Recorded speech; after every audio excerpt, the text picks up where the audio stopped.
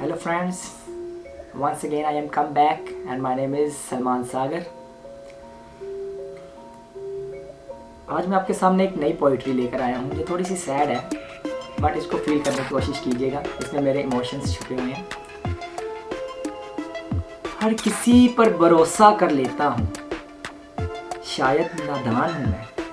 हर किसी पर भरोसा कर लेता हूँ, शायद नादान हूँ मैं। खुद को वफा का सागर कहता हूँ, लेकिन बंजर मैदान हूँ मैं।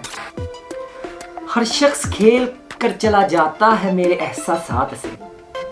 हर शख्स खेल कर चला जाता है मेरे एहसासात से, जैसे खिलौनों की दुकान हूँ मैं।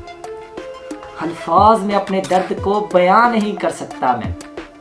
अल्फाज में अपने दर्द को बयां नहीं कर सकता मैं। हर शख्स ने तीर ऐसा डाला जैसे कमान हूँ मैं।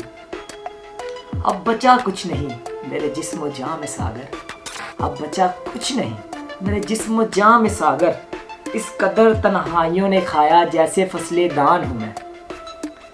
इतने जख्म खाने के बाद भी सबको माफ़ कर दिया, वाह सागर। इतने जख्म खाने के बाद सबको माफ़ कर दिया। अब सोचता हूँ कितना महान हूँ मैं। Thank you.